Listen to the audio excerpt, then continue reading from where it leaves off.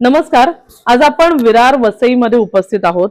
सध्याच्या घडीला तुम्हाला माहित असेल की आज उद्यामध्ये हे उमेदवार घोषित व्हायला सुरुवात होणार आहे. एका बाजूला निवडणुकीची चुरस इतकी जास्त रंगलेली आहे की आता प्रत्येक उमेदवाराला धाकधूक होत आहे की आपलं नाव त्या चिठ्ठीत असेल किंवा नाही. आणि सगळ्यात जास्त मोठी लढाई आहे ती म्हणजे बहुजन विकास आघाडी आणि भाजपमध्ये.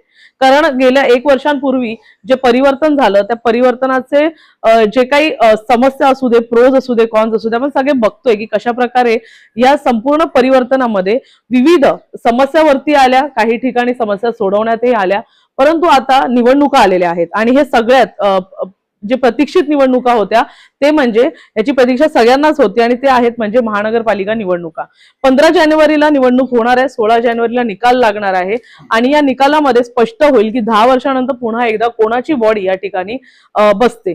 या सगळ्यामध्ये आता बहुजन विकास आघाडीचे कार्यकर्ता पदाधिकारी तयारीला लागलेले आहेत. काही ठिकाणी जे आहेत ते फिक्स कॅन्डिडेट झालेले आहेत तर काही ठिकाणी अद्यापही तयारी सुरू आहे. आज आपल्या सोबत अशी व्यक्ती बोलणार आहे ज्यांचा समाजकार्यामध्ये एक मोठा वाटा तर राहिलेला आहे, परंतु त्याचबरोबर आपले नियम कायदे याच्यासोबतच त्यांची एक चांगली संगत जमलेली आहे. त्याचबरोबर त्यांनी आतापर्यंत विविध कामं तर केली, मग त्या कॅमेऱ्यासमोर का नाही आल्या आणि का त्यांनी बॅक ऑफ द कॅमेरा राहूनच नेहमी समाजकारण केलं याचं देखील उत्तर आपण त्यांच्याकडून जाणून घेणार आहोत.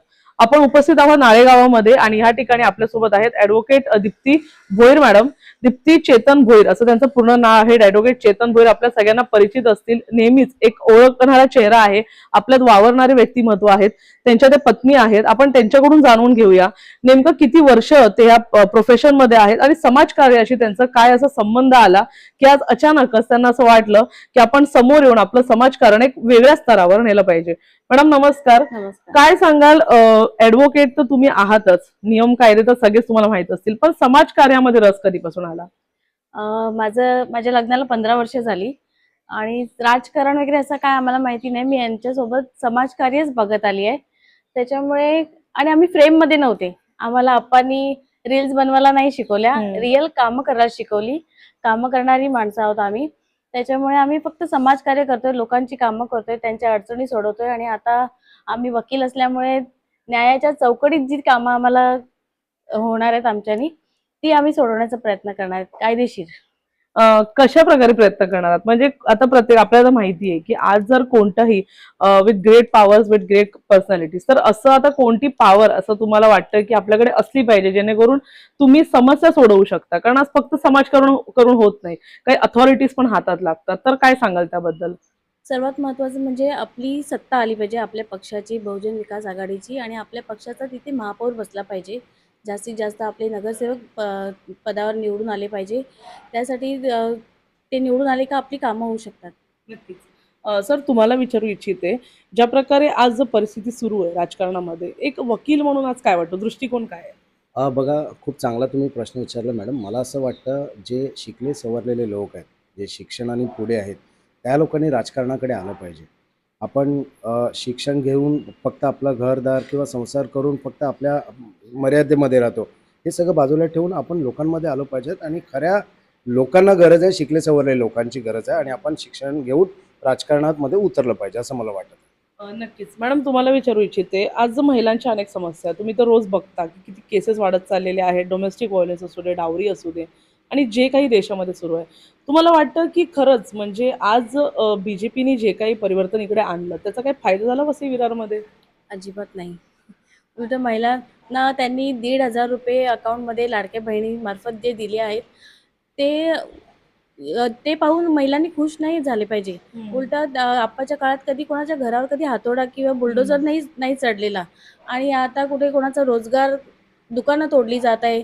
त्याच्यामुळे मला असं वाटते का महिलांसाठी सुद्धा आणि त्यांचा उदरनिर्वाह पूर्णपणे त्यांच्यावर हिरावून घेत आहेत. नक्की. सर तुम्हाला हा प्रश्न विचारेन की जसं स्नेहा मॅडम सतत आपल्या भाषणामध्ये बोलतात गृह खातं आपल्याकडे, तर तुम्ही पण कायद्याचे रक्षक म्हणून ओळखले जाता, कायदे तुम्हाला माहिती आहेत, तर काय वाटतं गृह खातं हे तिथे असूनही वसई विरारमध्ये आजचा क्राईम रेट असू दे, ड्रग्स स्मगलिंगचा रेट असू दे, किंवा तरुणांचं जे काही सध्या हुल्लडबाजी सुरू आहे त्याचा रेट असू दे, काही फरक पडलाय त्यावर? अजिबात काय फरक पडले नाही, उलट वसई विरारमधले क्राईम वाढलेले आहेत. आपण बघत आहेत महिलांवरती अत्याचार होत आहेत, महिला पत्रकारवरती सुद्धा अत्याचार झालेले आहेत. त्याचप्रमाणे हे जातीयता या धर्माचं राजकारण या सगळ्या गोष्टी चालू झालेल्या आहेत. आणि गृह खातं यांच्याकडे असलं तरी कायद्याच्या चौकटीत राहून यांना काम करावं लागेल. भारतीय संविधानानुसार जी आखणी केलेली आहे त्याच्यात राहूनच त्यांच्यासाठी काम करावं लागेल. गृह खातं जरी असलं तरी सुद्धा हे मनमानी नाही करू शकत आहे. सर्वात महत्त्वाचं संविधान आहे. आणि वसई विरारमध्ये जास्तीत जास्त क्राईम वाढत आहेत. ड्रग्सचं किती मोठ्या प्रमाणात नालासोपारा ईस्ट वगैरे किंवा इतर भागामध्ये किती मोठ्या प्रमाणात आहे. लोकांना मारून टाकत आहेत आणि रोज रोज नवीन नवीन बातम्या येत आहेत.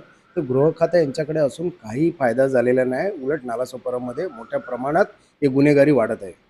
एका बाजूला आपण म्हणतोय की गृह खातं त्यांच्याकडे, पण सतत त्यांच्या आमदारांकडून हे बहुजन विकास आघाडीवर टीकाटोमणे केले जातात की दादागिरीचा पक्ष आहे किंवा असं काही. तर काय वाटतं याच्याबद्दल, हे कितपत योग्य आहे? नाही, दादागिरीचा पक्ष असला तरी दादागिरी आम्ही लोकांच्या मनावरती करत आहेत. लोकांच्या मनावरती दादागिरी करत आहे. लोक आमच्यासाठी ताकद निर्माण करत आहेत बहुजन विकास आघाडीसाठी. आणि दादागिरी करत आणि गुंडगिरी वगैरे ह्या त्यांची स्टाईल 30-35 वर्षापासून एकच ते गिरवत आहेत. एकच धडा गिरवत आहेत का गुंडगिरी, दादागिरी. ह्या सगळ्या गोष्टी कोर्टाच्या वगैरे असतात. काही गोष्टी कोर्टात जर सिद्ध होत असतील तर आपण बोलू शकतो. या सगळ्या केसेस पेंडिंग आहेत आणि ह्याच्यावरती आपण बोलणं बरोबर नाही. तो कोर्टाचा भाग झाला. परंतु त्यांच्याकडे कोणता मुद्दा नव्हता इतके वर्षापासून. एकच मुद्दा होता का दादागिरी, गुंडगिरी वगैरे, आणि हाच मुद्दा ते गिरवत आलेले आहेत. आता त्यांच्याकडे सत्ता आल्यानंतर सुद्धा तुम्ही बघत आहेत वसई विरारमध्ये मोठ्या प्रमाणात रस्त्यांची परिस्थिती काय ती. रस्ते अक्षरशः विहिरी झालेले आहेत. आपण खड्डा पण नाही बोलू शकत, विहिरी झालेल्या आहेत. या सगळ्या परिस्थिती सकाळी मुलांना शाळेत जाण्यासाठी कॉलेजला जाणाऱ्या मुलांना लेट होत आहे कारण ते ट्रॅफिक मोठ्या प्रमाणात होत आहे. कामगार जे आहेत ते सुद्धा जॉबवरती लेट पोहोचत आहेत. याचं कारण काही आहे? रस्ते वगैरे या लोकांनी कोणत्याही प्रकारे काम केलेलं नाही. फक्त नारळ फोडत आहेत. सगळीच्या सगळी कामं क्षितिजदादाने आणि आप्पांनी आणलेली आहेत किंवा राजेश पाटील आपले होते ते. तुम्हाला माहिती असेल या लोकांनी कोणत्याही कामाचा प्रस्ताव मांडलेला नाही. असं कोणतेही त्यांनी 5-10 कामं दाखवा का आम्हीच प्रस्ताव मांडल्या आणि ती मंजुरी आम्ही आणलेली आहे. असं कोणत्याही कामाचा प्रस्ताव नाही, कोणती मंजुरी नाही आणलेली. फक्त नारळ फोडायचं काम करत आहेत आणि रील्स बनवण्याचं काम हे लोक करत आहेत. मॅडम, तुम्ही आता इतकी दिवस आपल्या आसपास बघताय, तुमच्या इथे पण भूमिपूजन झालं असेल एखादं, कारण इतक्या मोठ्या प्रमाणात भूमिपूजन होत आहेत. तर काय वाटतं तुम्हाला की इतकी वर्ष जितेंद्र ठाकूर होते, क्षितिज ठाकूर होते, नंतर आपले राजेश पाटील जी होते, तर ह्यांच्या मार्फत जी काही कामं झाली का कधी खड्ड्यांसाठी नारळ फोडले होते? कधीच नाही. आप्पांनी फक्त 35 वर्ष कामं केलेत लोकांची. आणि कधी हे लोक फक्त रील्स बनवतात, पण रील्सच्या पुढचं सुद्धा काही करत नाही आहे. फक्त एका खड्ड्यावर 10 रील्स बनवतात आहे. आप्पांनी सगळ्यांना सुखसोयी, पाणी, गटार सगळ्यांच्या सोयी उपलब्ध करून दिल्या आहेत. आज जे आता पदावर आहेत ते सुद्धा, जे रस्त्यावर चालतात आहेत ते सुद्धा आप्पांनीच बनवले आहे. आणि जे काही रात्री ते पॅचवर्कचं काम करतात ते सकाळी पूर्ण भुका होत आहे त्याचा. हो. काही काम नाही. आणि त्याच्यामुळे मला असं वाटते आप्पांनी कधी रील्स बनवल्या नाही. आप्पा फक्त कामावर फोकस करतात. नक्कीच. तुम्हाला माहिती आहे की मॅरेथॉन ही रद्द झालेली आहे आणि वसई कलाक्रीडा जी महानगरपालिकेतर्फे होते ती पण होत नाहीये. जे आहे ते बहुजन विकास आघाडी स्वतःहून करते. तर कलाक्रीडा झाली नाही, मॅरेथॉन झाली नाही. अनेक महिला ॲथलीट यातून अजून पुढे जाऊ शकल्या असत्या. यावर्षी कदाचित एक महिला ॲथलीट जिंकू शकली असती, काही नावलौकिक करू शकली असती. काय सांगाल याबाबत? सर्व दोष मी या खड्ड्यांनाच देते. या रस्त्यांमुळेच ही सगळी मॅरेथॉन कॅन्सल झाली आहे. नाहीतर आजपर्यंत कधी मॅरेथॉन कॅन्सल झालेली आपण पाहिली नव्हती. मग आता परिवर्तनाचं काही परिवर्तन झालेलं नाही 1 वर्षात. जितकं 35 वर्षात केलं आहे, एक वर्षात जे दाखवतात ते अहवाल सर्व दादांनी आणि आप्पांनी सर्व मंजूर केलेलं आहे. आणि फक्त त्यांची नावं चेंज झाली आहेत, वरती हेडिंग फक्त त्यांनी चेंज केलं आहे. पण फक्त ह्याच्यामागे फक्त आप्पा आणि क्षितिजाचीच मेहनत आहे. नक्कीच. मी तुम्हाला विचारू इच्छिते सर, आता तुम्ही बहुजन विकास आघाडीमध्ये आहात, तर आज कुठेतरी बहुजन विकास आघाडीबद्दल अनेक अफवा पसरलेल्या आहेत. ते म्हणजे एक मोठे नेता हे भाजपमध्ये प्रवेश करतायत किंवा लोकांना घाबरवण्याचा प्रयत्न करतायत. तर हे राजकारण काय सांगाल? असं मला वाटतं असं काहीच नाही. कालच्या दिवशी आमच्या वॉर्ड क्रमांक 13ची ज्यावेळी विवा कॉलेजला मीटिंग होती त्यावेळी आप्पांनी स्वतः तिकडे सांगितलेलं आहे का राजू नाना वगैरे आपले सर्व जे नेते आहेत, कालच्या दिवशी राजू नाना स्वतः नालासोपारा ईस्टला म्हणजे उमेश नाईक साहेबांच्या सोबत आपल्या बहुजन विकास आघाडीचंच काम करत होतं. या सगळ्या अफवाच आहेत.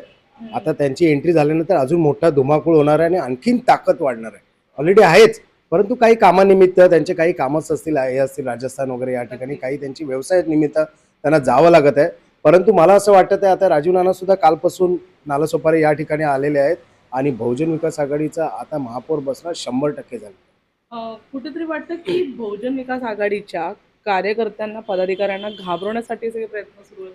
कदाचित त्यांचं मनाचं परिवर्तन करण्यासाठी हे करत आहे. परंतु मी कार्यकर्त्यांना सांगेल, स्थानिक पक्ष आपला आपण काय विश्व पक्ष नाही आहे का विश्वामध्ये सगळ्यात मोठ्या पक्षासाठी आपण अफवा करत नाही. आपल्या वसई विरारसाठी स्थानिक लोकांना जर टिकायचं असेल, स्थानिक लोकांना जगायचं असेल, स्थानिक लोकांची आस्था टिकवायची असेल तर बहुजन विकास आघाडी हा स्थानिक पक्ष आहे आणि स्थानिक पक्षाला येणाऱ्या 15 तारखेच्या मतदानाच्या दिवशी आपण मतदान केलं पाहिजे आणि आपला स्थानिक उमेदवार त्या ठिकाणी महापौर बनून बसला पाहिजे, असं आपल्या माध्यमातून मी लोकांना आवाहन करेन. मॅडम तुम्हाला विचारू इच्छिते आजच्या घडीला अ, जो तुमचा परिसर आहे त्याच्यामध्ये काय बदल घडले पाहिजे असं तुम्हाला वाटतं प्रामुख्याने? मी स्वतः गेली होती. आमच्या इथे जे आदिवासी पाडे आहेत तिकडे रस्ते अरुंद आहेत. फक्त तिथे भेटी देऊन गेल्या इलेक्शनच्या टायमात, पण नंतर कोणी तिथे फिरकलं सुद्धा नाही. त्यांचे पाण्याचे प्रॉब्लेम्स आहेत, कचऱ्याचे प्रॉब्लेम्स आहेत. म्हणजे येऊन फक्त आश्वासनं देतात, पण त्या 1 वर्षात त्यांच्याकडे कोणी तिथे येऊन गेले नाहीत. तर ते सुधारणा फक्त बहुजन विकास आघाडीच करेल ही मला आशा आहे. बरोबर. आणि एक महत्त्वाचा प्रश्न म्हणजे आता मी वसई विरारचं विचारेन तुम्हाला, की वसई विरारमध्ये महिलांसाठी सर्वप्रथम असं काय वाटतं तुम्हाला, की ते झालं पाहिजे आणि जे बहुजन विकास आघाडीच करू शकते? आजपर्यंत 35 वर्षामध्ये आप्पाच्या काळामध्ये कधी कोणतीही महिला म्हणजे असं तिला भीती नव्हती रात्री अपरात्री येण्याची. परंतु आज आपल्याच एखाद्या कार्यक्रमामध्ये म्हणजे विरोधकांच्या महिलेवरती धक्काबुक्की होते, ते पण पत्रकार महिलेवरती. आणि अशा महिलेवरती म्हणजे धक्काबुक्की झाल्यानंतर आप्पाने कधी त्यांना सोडलं नसतं. आपण बघतोय का तिकडे एवढे सगळे पक्षप्रमुख असून सुद्धा त्या आरोपी महिलेवर शोधू शकत नाही आरोपी आहे. शोधू शकत नाही. आरोपीला अक्षरशः पळून लावत आहेत ते लोकं. नक्की. तर म्हणजे ह्या 2 महत्त्वाच्या गोष्टी आहेत त्या झाल्याच पाहिजे. झाल्याच पाहिजे. सत्ता मॅडम बदललीच पाहिजे. कारण यांच्या हातामध्ये सत्ता असून सुद्धा यांच्या सत्तेमध्ये महिला सुरक्षित नाही आहे. आप्पाच्या काळामध्ये कोणत्याच महिलेला म्हणजे असं असुरक्षित असं जाणवलं नव्हतं. मी सुद्धा रात्री ऑफिसवरून लेट येते. असं मला कोणतीच भीती नव्हती. परंतु आता महिला सुरक्षित नाही आहे. एक पत्रकार महिलेवरती सुद्धा अत्याचार होतोय. पूर्ण त्यांच्या पक्षामधले म्हणजे विरोधकांच्या पक्षामध्ये सगळे प्रमुख असून सुद्धा त्या एका पत्रकार महिलेवरती धक्काबुक्की होत आहे. आणि आरोपीला अक्षरशः व्हिडिओमध्ये दिसते का त्याला पळून लावलेलं आहे. नक्की. तर ह्याच्यामध्ये आता एकदम शेवटचा प्रश्न घेईन. तुम्हाला जर चान्स मिळतोच, समजा जर पक्षाने एखादी जबाबदारी तुमच्यावर दिली, तर सर्वप्रथम आपल्या महिलांसाठी, आपल्या ताईंसाठी काय कराल तुम्ही? अ, सुविधा तर झाल्याच पाहिजे मॅडम. आणि सर्वात प्रथम ज्येष्ठ नागरिक आहेत त्यांच्या काही सुविधा आहेत. लहान मुलांच्या काही सुविधा असतील त्या मी आणण्याचा प्रयत्न करेल. त्याचप्रमाणे ज्या महानगरपालिकेत ज्या महिलांसाठी योजना आखल्या आहेत, मला कायद्याचं न्याय नसल्यामुळे त्या मी आणण्याचा नेहमी प्रयत्न करेल. आणि सुरक्षिततेबाबत पण एक सुरक्षितता आणण्याचा नेहमी प्रयत्न करेन मी.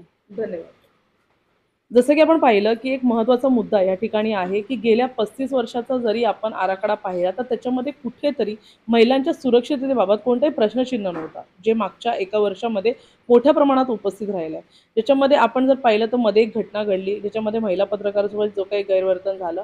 दुसरी घटना ज्याच्यामध्ये की 3 मुलींवर जे आहे ते चुकीचा गैरप्रकार त्यांच्यासोबत घडला आणि तेही आपल्याच कुटुंबातील व्यक्तीकडून. आणि त्यातच आता महिला आमदार हे ठणकावून सांगतात गृह खातं आपल्याकडे. यावरच खरंच प्रश्नचिन्ह उपस्थित करण्यासारखं आहे, की गृह खातं त्यांच्याकडे असून देखील वसई विरारची अशी परिस्थिती काय? खरंच भाजपाला वसई विरारकडे लक्ष द्यायचा नाही आहे का? हा एक प्रश्नचिन्ह उपस्थित राहतोय, की भाजपाला वसई विरारकडे लक्ष देण्यात रस नसून फक्त पालिकेचा जो बजेट आहे 4,500 कोटीचा त्याकडे लक्ष द्यायचं आहे का? की अशाच कोणत्यातरी गोष्टी आहेत जेणेकरून बहुजन विकास आघाडीला दाबण्याचा आणि शांत करण्याचा प्रयत्न केला जातोय. पाहण्यासारखं असेल येणाऱ्या काळामध्ये निवडणुकांचा निकाल काय लागतो आणि प्रभाग क्रमांक 13 मध्ये कोणाची वर्णी लागते. धन्यवाद.